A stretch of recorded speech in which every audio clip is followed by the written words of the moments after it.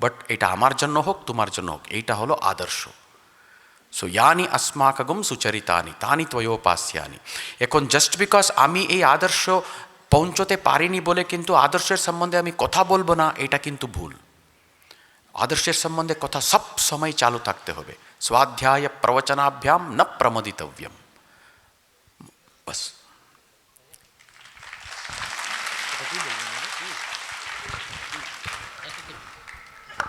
আমাদের প্রশ্নোত্তর পর্ব এখানেই শেষ হলো। পূজনীয় মহারাজদের অনেক ধন্যবাদ ছাত্রছাত্রীদের প্রশ্নগুলির উত্তর দেওয়ার জন্য। এবার সভাপতির ভাষণ বলবেন শ্রীমৎ স্বামী বলভদ্রানন্দজি মহারাজ, সহ সাধারণ সম্পাদক, রামকৃষ্ণ মঠ ও রামকৃষ্ণ মিশন, বেলুড় মঠ। বলার আগে, মানে আমার ভাষণটা শুরু করার আগে একটি প্রশ্ন ইম্পর্ট্যান্ট, একজন অন্তত যিনি করেছেন তার জন্য ইম্পর্ট্যান্ট। এটা স্পেসিফিক, এটা তো সকলের ক্ষেত্রে জেনারেলি অ্যাপ্লিকেবল নয়। একজন লিখেছেন যে তিনি একটা প্রতিষ্ঠানে কাজ করেন, সেখানে চারপাশে অন্যায় হচ্ছে, প্রতি মুহূর্তে ইচ্ছা করছে চাকরিটা ছেড়ে দিই, কিন্তু চাকরিটা ছেড়ে দিলে তার উপরে যারা নির্ভরশীল তারা খেতে পাবে না। আজকালকার দিনে চাকরির এরকম অবস্থা। তো এই প্রসঙ্গে প্র্যাকটিক্যাল যেটা সীমা সারদা দেবী বলেছিলেন তার এক শিষ্যকে, সেটা বলছি। যদি তোমার সত্যি সত্যি, তুমি বলেই বলছি, নিশ্চয়ই আমার থেকে অনেক ছোট হবে, যদি তোমার সত্যি সত্যি তোমার চাকরিটা ছেড়ে দিলে তোমার কোনো আর্থিক ক্ষতি হতো না, তাহলে আমরা বলতাম এক্ষুনি ছেড়ে দাও। কিন্তু সীমা সারদা দেবী কী বলছেন, যে তাকে তার একজন শিষ্য সে এরকম চিঠি লিখেছেন ঠিক এই রকম পরিস্থিতিতে, যে বড় মিথ্যা কথা বলতে হচ্ছে, আমি ঠিক করেছি চাকরিটা ছেড়ে দেবো, এখানে আর চাকরি করব না। মা উত্তর দিচ্ছেন, মা তো অন্যকে দিয়ে উত্তর লেখাতেন, ওকে বলে দাও চাকরি যেন না ছাড়ে। এখন মিথ্যে কথা বলতে হচ্ছে বলে চাকরিটা ছেড়ে দেবে, তারপরে যখন খেতে পাবে না তখন কিন্তু এইসব আদর্শ চলে যাবে, তখন হয়তো খুন খারাপিও করবে প্রিয়জনদের ভরণ পোষণ করানোর জন্য। কাজে এটার মধ্যে তুমি উত্তর পেলে, তোমাকে অন্যায়কে সমর্থন করতে হবে না, বিবেকটাকে চির জাগ্রত রাখো অন্যায়ের বিরুদ্ধে, আর খোঁজো যে তুমি কোনো অল্টারনেটিভ কোনো চাকরি টাকরি, মানে তোমার ভরণ পোষণের জন্য, পরিবারের ভরণ পোষণের জন্য অল্টারনেটিভ কোনো অ্যারেঞ্জ করতে পারো কি না। যেদিন পারবে সেই মুহূর্তে ছেড়ে দেবে। তো এবার আমি বক্তব্যে যাচ্ছি। সব কথাই বলা হয়ে গেছে, সব কথা মানে অনেক কথা বলা হয়েছে।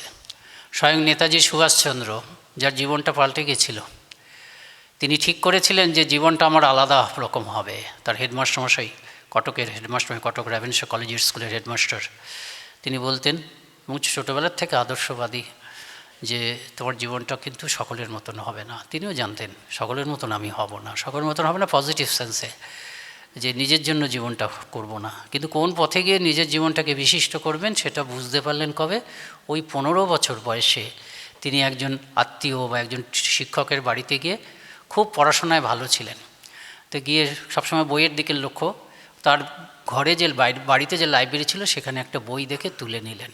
সেই বইটা কী ছিল, ওই স্বামী বিবেকানন্দ বিদেশ থেকে ফেরার পরে, বিদেশ থেকে তো ফিরলেন 97 সালে 26শে জানুয়ারি, স্বামীজি বর্তমানের যে ভারত ভূখণ্ড তাতে পদার্পণ করলেন।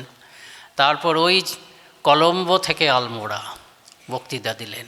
তার মাঝখানে রামকৃষ্ণ মিশন প্রতিষ্ঠা করলেন 1 মে 1897। সেই বক্তৃতাগুলো ভারতকে জেগে উঠল। সেই জন্য ওই বক্তৃতাগুলো সম্বন্ধে বলা হয় লেকচার্স দ্যাট অ্যাওয়েকেন্ড ইন্ডিয়া। যে বক্তৃতাগুলো ভারতবর্ষকে জাগিয়েছিল। রোমালোলা, নোবেল পুরস্কার প্রাপ্ত যে বিখ্যাত রোমালোলা সাহিত্যিক, তিনি এই বক্তৃতাগুলোর সম্বন্ধে বলেছেন, এটা যেন যীশুখ্রিস্টের যে সেই ল্যাজারাসকে, মৃত ল্যাজারাসকে বাঁচিয়ে তুলেছিলেন। গল্পটা হচ্ছে, ল্যাজারাস, তার বোন, এরা সব যীশুখ্রিস্টের ভক্ত ছিলেন। ল্যাজারাস মারা গেছে, তাকে কবর দেওয়া হয়েছে। যীশুখ্রিস্ট খবর পেয়েছেন, খবর পেয়ে সান্ত্বনা দিতে এসছেন। বোনেরা কাঁদছে যে প্রভু তুমি এত দেরিতে এলে, আমার ভাই মারা গেল, তাকে কবর দিলাম। বলে চলো তো, কোথায় কবর দিয়েছো? কবর মানে তো একটু নিচে, ল্যাজারাস কবর দেওয়া হয়েছে মাটিতে নিচে, আর যীশুখ্রিস্ট ওপর থেকে দাঁড়িয়ে বললেন, ল্যাজারাস কাম ফোর্থ, ল্যাজারাস তুমি উঠে এসো। অলৌকিক ব্যাপার, সঙ্গে সঙ্গে মৃত ল্যাজারাস জীবিত হয়ে যীশুখ্রিস্টের সামনে উঠে এসে দাঁড়ালো। তার রোমারোলা বলছেন যে এই যে বক্তৃতাগুলো স্বামীজি দিলেন, এই লেকচারগুলো ভারতবর্ষের প্রতি সেই ল্যাজারাস উঠে আসার মতন। মৃতপ্রায় ভারত, নিজের গৌরব ভুলে, নিজের কর্তব্য ভুলে, গৌরব ভুলে গেছে। আর জগতে যে এত বিরাট কর্তব্য আছে, গোটা জগৎ যে ভারতের এই চিরন্তন আধ্যাত্মিকতার জন্য অপেক্ষা করে করে তৃষ্ণার্ত হয়ে গেছে, নিজের গৌরব ভুলেছে, নিজের ডিউটি ভুলেছে। India had forgotten both her pride and duty. সেই ইয়েকে স্বামীজি জাগালেন, জীবিত হলো। তা সেই বক্তৃতাগুলো পড়ে তার তো তিনি নেতাজি হলেন বলা যায়। আমাদের কাছে একটা খবর আছে, খবরটা কি, সুভাষচন্দ্র তিনি সন্ন্যাসী হতে চেয়েছেন। সেই দিন থেকে জীবনের শেষ দিন পর্যন্ত বিবেকানন্দকে ধরে আছেন। সুভাষচন্দ্র সন্ন্যাসী হতে চেয়েছিলেন। তার সন্ন্যাসী হওয়ার জন্য ওই প্রেসিডেন্সি কলেজে পড়ার সময় এক বন্ধুকে নিয়ে বেরিয়ে পড়লেন। হিমালয় টিমালয় ঘুরে এসে তারপর কোনো জায়গায় উপযুক্ত বিবেকানন্দ বা বিবেকানন্দের ধাঁচের গুরু পেলেন না। সেখানেও দেখলেন সন্ন্যাসীদের মধ্যেও জাতপাতের ভেদ। উনি কাশীতে চলে এলেন। কাশীতে তখন ছিলেন স্বামী ব্রহ্মানন্দ। স্বামী ব্রহ্মানন্দ হচ্ছে স্বামী বিবেকানন্দের থেকে 9 দিনের ছোট, এবং তাকে আমরা স্বামীজির পরে স্থান দিই একেবারে।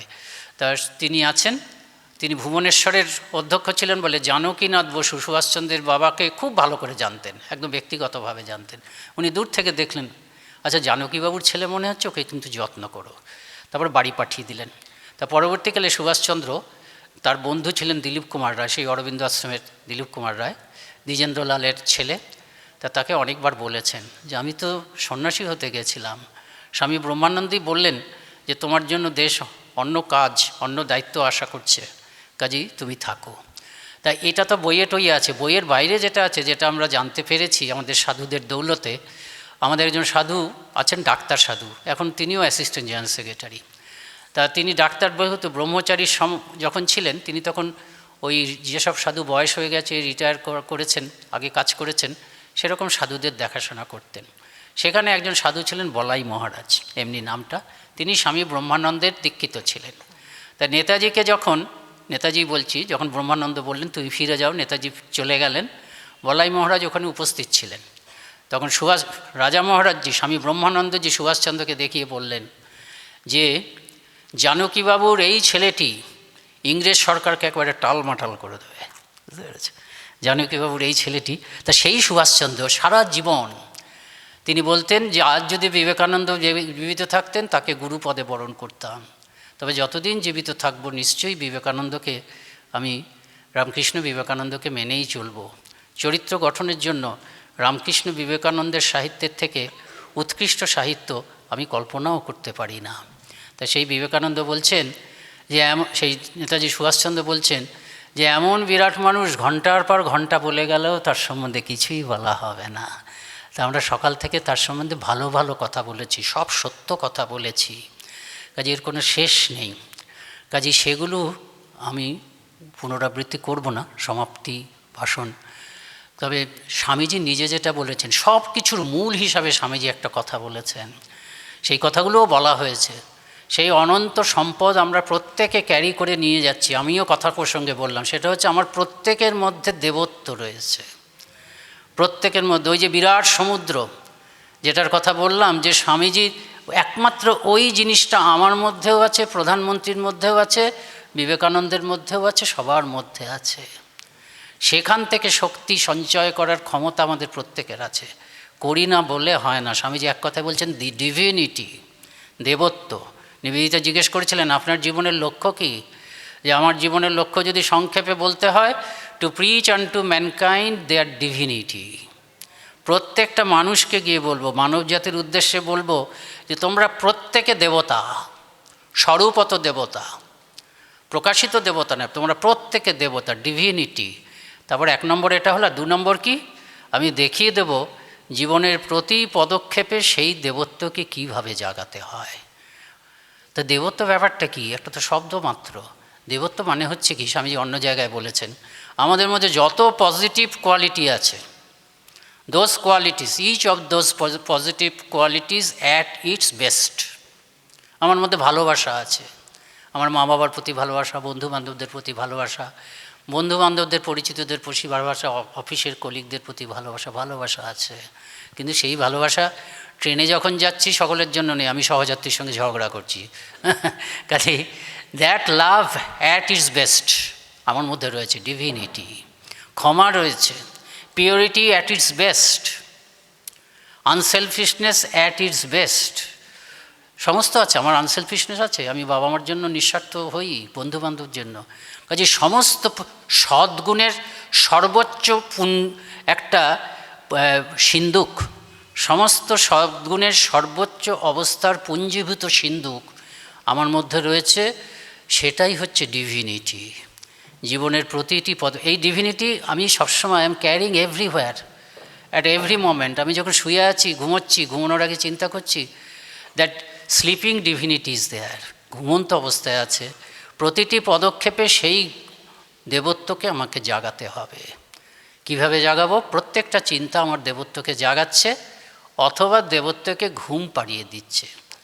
আমি এই দেবত্বকে অস্বীকার করতে পারি, কিন্তু আমার প্রত্যেকটা চিন্তা, প্রত্যেকটা কাজ হয় এই দেবতাকে, ঘুমন্ত দেবতাকে আরও একটু ঘুম পাড়িয়ে দিচ্ছে, নয়তো এই ঘুমন্ত দেবতাকে আরেকটু জাগিয়ে দিচ্ছে। ধরো শীতের রাত, আজকে তো খুব শীত, রাস্তা দিয়ে আসার সময় আমরা একটা লোককে থরথর করে কাঁপতে দেখেছি রাস্তায়। আমি কম্বল মুড়ি দিয়ে শুয়ে আছি, আমার একটুও ফিজিক্যালি আমার একটুও শীত লাগছে না, কিন্তু আমি ছটফট করছি। লোকটাকে দেখে এসেছি তো, কষ্ট হচ্ছে, আহা কি কষ্ট হচ্ছে, বাইরে হাওয়া দিচ্ছে। এই যে আমি চিন্তা করছি, সমানুভূতি হচ্ছে, এমপ্যাথি হচ্ছে, আমার দেবত্ব জেগে উঠছে। পরের দিন আমি তো স্থির থাকতে পারছি, পরের দিন সত্যি সত্যি লোকটাকে খুঁজে বের করে, আমার একটা পুরনো ভালো একটা জামা ছিল, গরম বস্ত্র ছিল, সেটা গিয়ে লোকটার হাতে তুলে দিলাম। আমার দেবত্ব জেগে উঠল। এইভাবে জেগে গেল, চিন্তার দ্বারা জাগলো, কাজের দ্বারা। আবার ফেরার পথে আমি এত হঠাৎ মেজাজ গরম হয়ে গেল, কারোর সঙ্গে একটু খারাপ ব্যবহার করে ফেললাম, রূঢ় ব্যবহার করে ফেললাম, আবার একটু দেবত্ব ঘুমিয়ে গেল। এরকম প্রতিটি কাজ, প্রতিটি চিন্তা, কোনো কাজ, কোনো চিন্তা সেই জন্য আধ্যাত্মিকতা বর্জিত নেই। আমরা যে বলি ধর্মের কথা, লোকে বোঝে না, লোকে ভাবে আজগুবি জিনিস। একটা অদৃশ্য জিনিসকে বলছি, স্বামীজি বেদান্ত, যারা যারা স্পিরিচুয়ালিটিতে বিশ্বাস করেন, প্রশ্নের মধ্যে আছে, there are many people who do not believe in spirituality. যারা স্পিরিচুয়ালিটিতে সরাসরি বিশ্বাস করে তাদেরকে বলাই যেতে পারে, তুমি মা কালীকে ডাকো, স্বামীজিকে ডাকো, শ্রীরামকৃষ্ণকে ডাকো। যারা স্পিরিচুয়ালিটিতে বিশ্বাস করে না, তাদের কাছে এই বেদান্তের কথা বলতে হবে। This gospel of divinity, this is truth, এটা সত্য। এটা এই নয় যে কয়েকজন মানুষ একসঙ্গে বসে একটা মিটিং করে এটাকে পড়েছে যাতে সমাজটা ভালোভাবে চলে। সত্য এমন জিনিস যে এটাকে তুমি অগ্রাহ্য, nobody can deny it, even if you deny it, it will prevail upon you. এটা করবেই, সত্যকে কেউ অস্বীকার করতে পারে না, সত্য থেকে তুমি যেতে পারবে, এটা তোমার ইনহেরেন্ট সত্য। This is the only truth that stays with you forever through your births and deaths. এটাই একমাত্র সত্য, যেটা তোমার সম্পত্তি, এটাই তোমার একমাত্র সম্পত্তি। এই সত্যটাকে, যেমন গ্র্যাভিটেশন একটা সত্য, ছোট বাচ্চা গ্র্যাভিটেশন জানে না, তা বলে কি গ্র্যাভিটেশন তাকে কোনো এক্সামশন দেয়? ঢুপ করে পড়ে যায়। আবার পাগল টাগল মাঝে মাঝে শোনা যায়, যে এরকম পাগল, সে ভেবেছে আমি একটা পাখি, অনেক উঁচু করে ওড়ার চেষ্টা করেছে, পাগল বলে গ্র্যাভিটেশন এই সত্যটা তাকে কোনো এক্সামশন দেয়নি। তেমনি সত্য, this is truth that we are carrying that chest of divinity. হ্যাঁ, সেই বিরাট এই সমস্ত সদ্গুণাবলীর ঘনীভূত অবস্থাকে আমি বহন করছি। কাজে তুমি যেখানেই থাকো, সারা জীবন থাকো, তুমি ভুলে যাও। ওই যে একজন বললে স্বামীজিকে চেষ্টা করছি আদর্শ করতে পারছেন, দরকার নেই। স্বামীজি নিজের নাম চাননি, স্বামীজি এই উপনিষদ, স্বামীজি বলছে আমি উপনিষদ ছাড়া কিচ্ছু প্রচার করিনি, বেদের সার হচ্ছে উপনিষদ, বেদের দার্শনিক ভাব হচ্ছে উপনিষদ, এবং বেদের বা উপনিষদের মধ্যে যা আছে সেটাই আমি এখন বললাম স্বামীজিকে অনুসরণ করে, যে আমি দেবতা এবং প্রতি পদক্ষেপে এই দেবতাকে জাগানো আমার কর্তব্য। এবং প্রধান উপায় যেটা, মেন যে চাবিকাঠি যেটা আমাদেরকে বলে দিয়েছেন আমাদের মহারাজরা, সেটা হচ্ছে প্রতিদিন একটু ধ্যান করো। ধ্যান যাকে ভালো লাগে, হৃদয়ে ধ্যান করো, কনসেন্ট্রেট করো। প্রত্যেকটা কনসেন্ট্রেশনই কিন্তু মেডিটেশন নয়, কিন্তু প্রত্যেকটা মেডিটেশনই হচ্ছে কনসেন্ট্রেশন। মেডিটেশন মানে, একজন লিখেছেন, how can I meditate on life so that I can love myself more, একটা প্রশ্ন ছিল। তুমি যদি মেডিটেশন কথাটার সত্য অর্থ ধরতে চাও, meditation will be always on god or your Real nature. Your real nature and what we understand as God are the same. Divinity, নিচের যে ভেতরের যে দেবত্ব, তার উপরে ধ্যান করো। সেই দেবত্বের প্রতিমূর্তি সরাসরি করতে পারছো না, তুমি হয়তো শ্রীরামকৃষ্ণকে সেই দেবত্বের প্রতিমূর্তি ভাবছো, শ্রীরামকৃষ্ণের উপর ধ্যান করতে পারো, মা কালীর উপর ধ্যান করতে পারো, স্বামীজির উপর ধ্যান করতে পারো। প্রতিদিন ধ্যান করো, meditate meditate meditate and serve his creatures. We have been taught as this. স্বামী ব্রহ্মানন্দ আমাদের বলেছেন, সাধু ব্রহ্মচারী আমরা তাই করি। দুটো চলতে হবে, তুমি ধ্যানও করবে, আবার মানুষকে ভালোবাসবে, সেবাও করবে। এটা করতে হবে, প্রতিদিন ধ্যান করব। এটা তো সিম্পল জিনিস, এবং এর মধ্যেই স্বামীজির সমস্ত কথা লুকিয়ে আছে। এই আমরা যে আজকে বললাম, নানাভাবে নানা উদাহরণ দিয়ে নিজের ভাষায়, স্বামীজির ভাষায়, বা অন্য কেউ স্বামীজি অনুরাগীর ভাষায়, বা অন্য কোনো চিন্তাশীল মানুষের ভাষায় নানাভাবে আমরা যা বললাম, তার চাবিকাঠি কিন্তু এই যে তুমিই দেবতা, তোমার মধ্যেই সেই অনন্ত সৎ গুণের সিন্দুকটি লুকিয়ে আছে, কিন্তু ঘুমন্ত অবস্থায় আছে, এখনও জাগ্রত হয়নি। স্বামীজির মধ্যে সম্পূর্ণ জেগে গেছে, সেই জন্য স্বামীজি। বুদ্ধদেবের মধ্যে সম্পূর্ণ জেগে গেছে, সেই জন্য বুদ্ধদেব। এবং বিবেকানন্দই হচ্ছে প্রধান মহাপুরুষ জগতের ইতিহাসে, যে বলছে তুমিই বুদ্ধ, তুমিই যীশুখ্রিস্ট। এই কারণে বলছেন তুমিই বুদ্ধ, স্বরূপত আমি বুদ্ধ, আমিও বুদ্ধ, তুমিও বুদ্ধ। তুমি আমার থেকে বেশি বুদ্ধ, আমি তোমার থেকে কম বুদ্ধ তা নয়, বা আমি গেরুয়া কাপড় পরে বসে আছি বলে আমি তোমাদের থেকে বেশি বুদ্ধ তা নয়। তুমিও যেমন বুদ্ধ, আমিও তেমন বুদ্ধ। তুমিও যেমন বিবেকানন্দ, আমিও তেমন বিবেকানন্দ।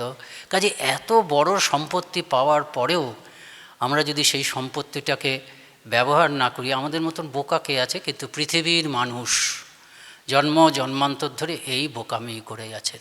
এবং একটা মানুষের মধ্যে যদি সেই দেবত্ব জেগে ওঠে, একটা মানুষের মধ্যে যদি বিবেকানন্দ জেগে ওঠে, তবে একটা মানুষ বিবেকানন্দ হয়ে যাবে।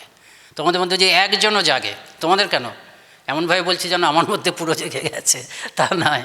আমরা এখানে সন্ন্যাসী এবং যুব প্রতিনিধি, শিক্ষক, কর্মী যারা আছি, এই মুহূর্তে যদি আমাদের কারোর মধ্যে এত বড় সত্যি সত্যি সেই দেবত্ব পুরো জেগে ওঠে, একটা বিবেকানন্দ যদি জেগে ওঠে, কাউকে বলতে হবে না, দেখা যাবে সবাই মানে তার প্রভাবে সবাই আলোকিত হয়ে যাচ্ছে।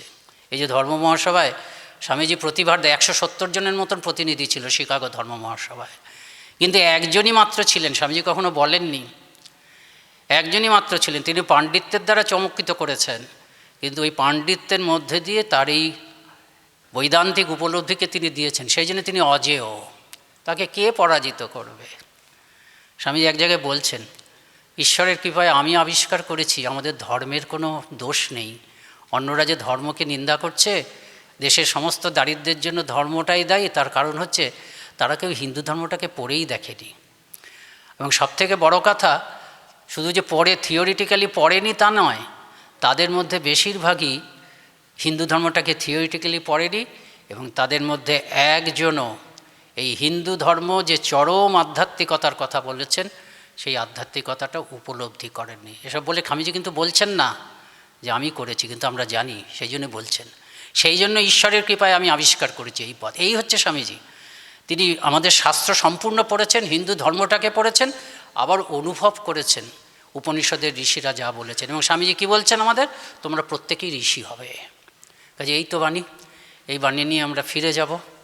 হ্যাঁ, এইটা আমাদের জাগাতে হবে প্রত্যেকে সারা জীবন। তোমাদের সঙ্গে আমাদের আর দাওয়াত যদি দেখা হয়, এই সত্যটা কিন্তু থাকবে, যেখানে থাকো, যেখানে থাকো, এই সত্যটাকে, এই যে আমার মধ্যেই দেবতা আছে, এবং ভালো কাজ, ধ্যান এবং ভালো কাজ, ধ্যান এবং ভালো কাজ, ধ্যান এবং ভালো চিন্তা, চিন্তাটাকে খুব গুরুত্ব দিতে হয়, চিন্তাটাই পরে কাজ হয়।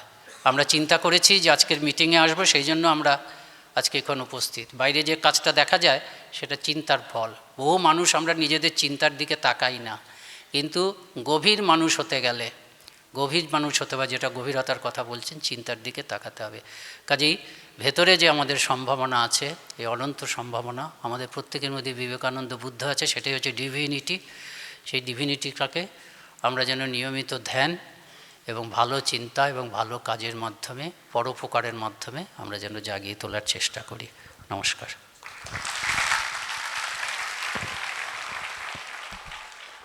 ধন্যবাদ জানাই পূজনীয় স্বামী বলভদ্রানন্দজি মহারাজকে। এবার রামকৃষ্ণ মঠ বারাসতের পক্ষ থেকে আমাদের মধ্যে যে 3 জন সন্ন্যাসী মহারাজ উপস্থিত আছেন, তাদের হাতে স্বামীজির প্রতিকৃতির স্মারক তুলে দেবেন অধ্যক্ষ মহারাজ পূজনীয় স্বামী অঘোরাত্মানন্দজি। প্রথমেই আজকের সভার সভাপতি পূজনীয় স্বামী বলভদ্রানন্দজি মহারাজের হাতে স্বামীজির প্রতিকৃতির স্মারক তুলে দিচ্ছেন অধ্যক্ষ স্বামী অঘোরাত্মানন্দজি মহারাজ।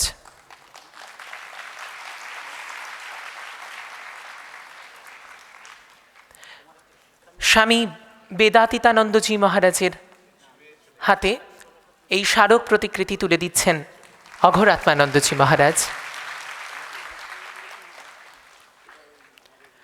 এবং স্বামী বেদনিষ্ঠানন্দজি মহারাজের হাতে এই প্রতিকৃতি তুলে দিচ্ছেন অধ্যক্ষ স্বামী অঘোরাত্মানন্দজি মহারাজ।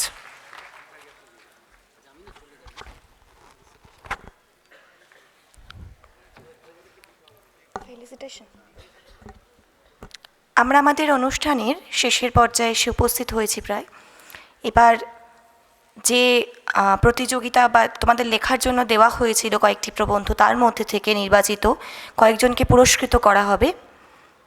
প্রথমে অর্ণব বসাক।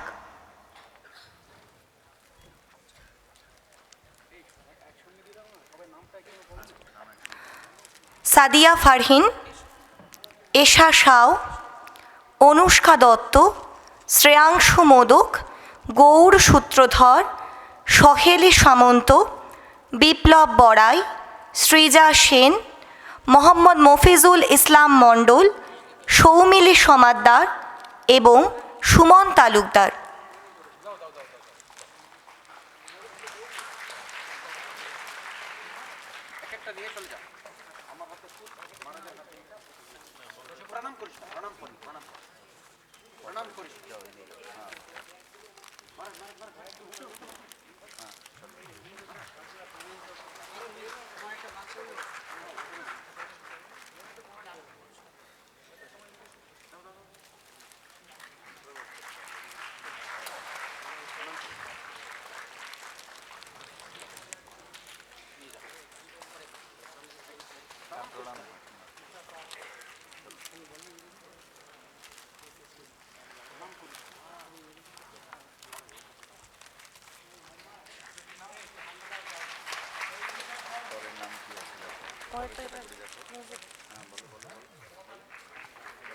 এটা শেষ হয়ে যাবে।